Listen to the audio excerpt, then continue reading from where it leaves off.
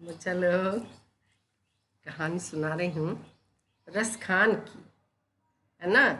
रस खान बहुत ही कृष्ण के भक्त हुए हैं, उनकी स्टोरी सुना रही हूँ। उनका पहले नाम था इब्राहिम, है ना। उनको कोई मतलब नहीं था दुनियादारी से, क्या करूँ क्या नहीं, कहाँ जाऊँ, बस वो हंसते रहते थे। उनका नेचर ही वैसा था और पान खाने के बहुत ही शौकीन थे। तो एक बार ऐसा हुआ, कहीं भी कीर्तन हो या कुछ भी हो, किसी भी का भी फंक्शन हो, तो कोई न कोई पान की दुकान तो लग ही जाती थी और चार आदमी बात करने वाले मिल जाते थे। बड़े मज़े में चले जाते थे हंसते हंसते कि मैं पान भी खाऊंगा और लोगों से बात भी कर लूँगा। इनके रोज़ कहीं न कहीं ऐसा मिल जाता था। और उस ज़माने में की बात है, बहुत दिन पहले हुई है, जबकि कहीं कहीं कुछ कुछ हुआ करता था। ऐसे टीवी नहीं थे, ऐसे मोबाइल नहीं थे, कुछ भी नहीं था, है ना। लोग पैदल जाके कहीं कहीं कोई फंक्शन में, कहीं भागवत हो रही है, कहीं नवरात्र हो रहा है, कुछ कुछ हो रहा है तो चले जाते थे। जैसे कभी ईद भी हुआ उसमें भी जाते थे, अपना सब कुछ खरीदते थे। या छोटे छोटे गांव के मेले लग जाते थे, बाजार लगता था, ऐसे ही चलता था। ना इतना फोटो हुआ करता था, ना इतना कहीं बहुत सारा कैलेंडर हुआ करता था। लेकिन थोड़ा थोड़ा लोग भगवान का कैलेंडर से पूजा करने लगे थे। तो अपना ऐड करने के लिए, प्रचार करने के लिए क्या हुआ कि पान के दुकान पे ज़्यादा लोग आते थे, बस वहाँ एक कैलेंडर दे देते थे और नीचे अपना दुकान का या कोई चीज़ जो भी प्रचार करना है, या कहीं फिर अगली कहानी होनी है, कथाएं होनी है, ग्रुप होनी है, तो वो नीचे लिख दिया करते थे। तो एक पान की दुकान पर छोटा सा बाल रूप कृष्ण का पत्थर पे खड़े, है ना, बहुत सुंदर चेहरा, घुंघराला बाल का किसी ने कैलेंडर दिया और उसने टांग लिया। इब्राहिम हंसते हंसते आए, बोले अरे यार, ये कहाँ से किसकी फोटो लगा रखी है, इतना खूबसूरत बच्चा है, पत्थर पे खड़ा है, इसके पाँव में जूते नहीं है, इतना सब कुछ पहना है, बताओ ना किसका लड़का है। वो पान वाला अपने कस्टमर को खिला रहा है, कहता है अरे होगा किसी, नहीं बताओ बताओ मुझे, तुमको इतनी फिक्र है तो जाओ जूती तुम ही बना के ले आओ। अच्छा, मैं बना के ले आऊँगा, ऐसी कोई बड़ी बात नहीं है, तू बता तो सही। अरे इसका नाम श्याम है। अच्छा, इसका नाम श्याम है। चले गए घर, लेकिन उन्होंने जो फोटो देखी थी वो उनकी आँखों से उनके दिल में बस गई थी। अगर उन्हें कोई कहता तो वो आँख बंद करके उसका स्क्रैच कर देते, इस तरह बस गई थी। उनके पैरों का साइज, वो गए और जाके उन्होंने बनाया ना, जूती बहुत बढ़िया बनाई, काफ़ी कासीदाकारी की उस पर, और ले आए यहाँ। बोलते हैं बता भाई, कहीं इसका घर तो बता, नाम इसका बता दिया, इसका घर। अरे सचमुच का जूती बना के लिए आया ये तो, क्या करूं।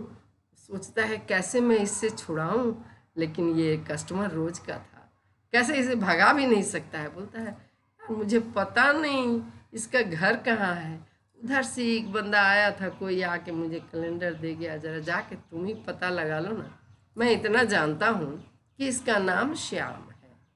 अच्छा ठीक है, मैं पूछ लूँगा। और वो चल पड़े, दिल्ली में थे तो वो चलते गए, लोगों से पूछते गए श्याम नाम का कोई लड़का है इधर? नहीं, ना उनके पास उसकी फ़ोटो है ना कुछ। अब वो बताते हैं ऐसा घुंघराला बाल है, ऐसी उसकी आँखें हैं, ऐसा वो लगता है जैसे बोल पड़ेगा। ऐसा कहाँ देखा आपने? अरे वहाँ पान की दुकान पे टंगा हुआ है। अच्छा, वो कैलेंडर है, बहुत अच्छा लड़का है, बस उसके पैर में चप्पल नहीं है। उसने इतने अच्छे घुंघरू वाले कमर में बांध रखे हैं, गले में बांधे हैं, कान में पहना है। तो फिर मैं जूती उसके लिए बना के लाया हूँ, वो उसको लपेट के ऐसे छुपा के रखे हुए हैं, गंदा नहीं हो, और मैं उसको देना चाहता हूँ। अच्छा, मैं नहीं जानता श्याम का घर, ऐसा वो बहुतों से पूछते पूछते जिधर उस दुकान वाले ने इशारा दिया था बहुत दूर चले गए किसी कोई बताया ही नहीं, किसी को पता ही नहीं। भगवान तो भक्त के होते ही हैं। अब जो मैंने सुना वो बता रही हूँ कहानी, जो पढ़ा वो बता रही हूँ। भगवान बड़े होकर आए, वो थोड़ी ना पहचानते हैं कि ये भगवान है, आदमी है। तो बोलते हैं किसे ढूंढ रहे हो? तो एक श्याम नाम, अरे अच्छा अच्छा, हाँ आप जानते हैं। उन्होंने पकड़ा उसको, इब्राहिम ने पकड़ा कि भाई आप जानते हो, आज पहली बार एक आदमी ऐसा मिला है जो कहता है कि हम मुझसे जानता हूँ, अब तो मुझे वहाँ तक पहुँचा दो। कहता है यहाँ अगल बगल में नहीं है, फिर चले जाओ फिर वृंदावन। अच्छा वहाँ जाए, वो कहाँ है? तो ऐसे पूछते पूछते चले जाओ वृंदावन, वहाँ उनका घर है, उसी में वो रहते हैं। भगवान ने सोचा शायद ये इधर उधर फिर कहीं चला जाए, लेकिन उसके तो मन में बस गई थी।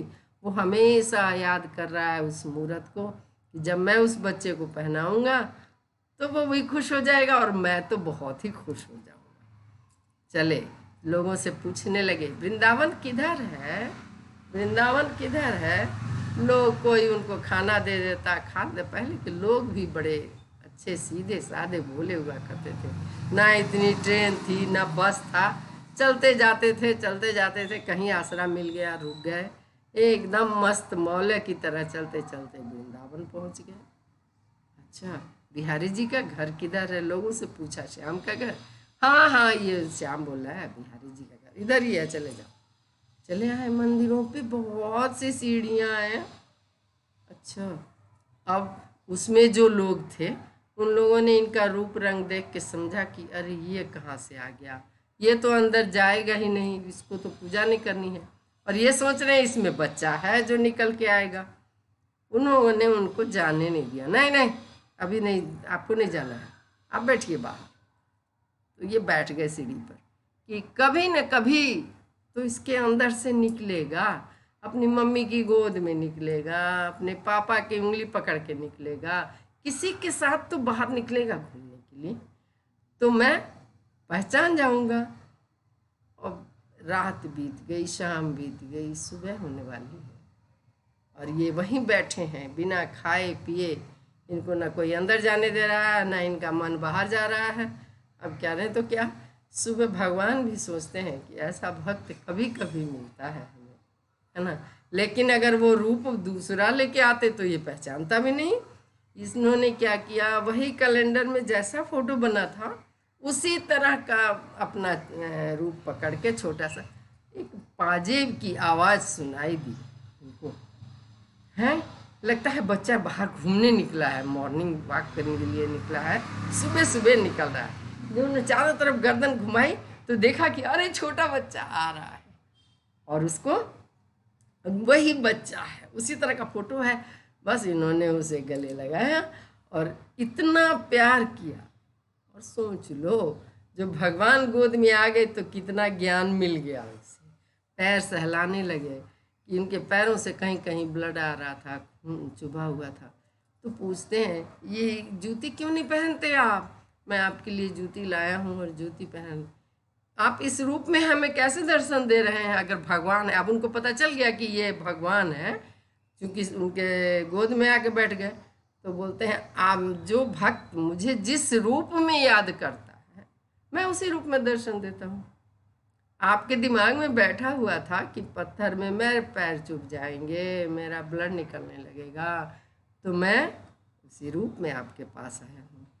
आपको नहीं, आप में इतना प्यार है, इतना रस, खान को रस बनाने में भगवान ने ही नाम दिया। आज से अब लोग आपको रस खान कहेंगे।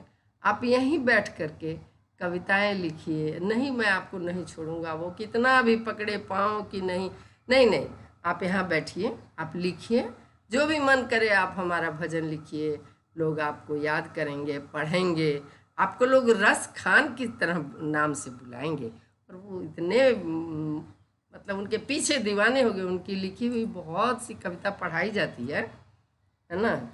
मानुष हो तो बहे रस बसे रस खान, बसो ब्रज गोकुल गाँव के ग्वारन, जो पशु हो तो बसेरा करो, मिल अलिंदी कुल कदम्ब की डारन। ऐसी कर करके बहुत सी कविता है उनकी, बहुत सी है। और बड़ा ही अगर आप उसको पढ़ेंगे तो दिल को छूने वाली है, अच्छी लगती है। और उन्हें लोग रस खान के नाम से जानने लगे। आज भी रस खान के नाम से ढूंढिए, ईमेल में कहीं कहीं आप ढूंढिए, सब जगह उनके बारे में मिल जाएगा, उनकी जीवनी मिल जाएगी।